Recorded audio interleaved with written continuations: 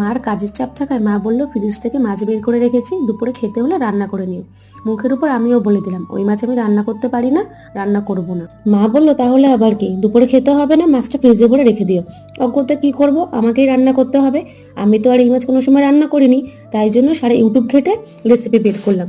ভাবলাম চলো একটু এক্সপেরিমেন্ট করে দেখি। এবার প্রথমে আমি মাছটা তেল নুন হলুদ দিয়ে মেখে রাখলাম, আর এখানে সবজি কেটে নিলাম। তারপর এখানে একটা পেঁয়াজ কুচিয়ে নিয়েছি, একটা টমেটো কুচিয়ে নিয়েছি, আর নিয়েছি ধনেপাতা কুচি, আর এখানটা আদা রসুন বাটা। এরপর মাছটা আগে গরম তেলের মধ্যে ভালো করে ভেজে নিলাম, তারপর কালো জিরে ফোড়ন দিয়ে সবজিগুলোকে ভেজে নিলাম। এরপর ওই তেলের মধ্যে দিয়ে দিলাম পেঁয়াজটা ভালোভাবে ভাজা হয়ে গেলে দিয়ে দিলাম আদা রসুন বাটা, নুন, লঙ্কার গুঁড়ো, হলুদ গুঁড়ো, জিরার গুঁড়ো। তারপর টমেটো দিয়ে মশলাগুলো কষিয়ে নিলাম।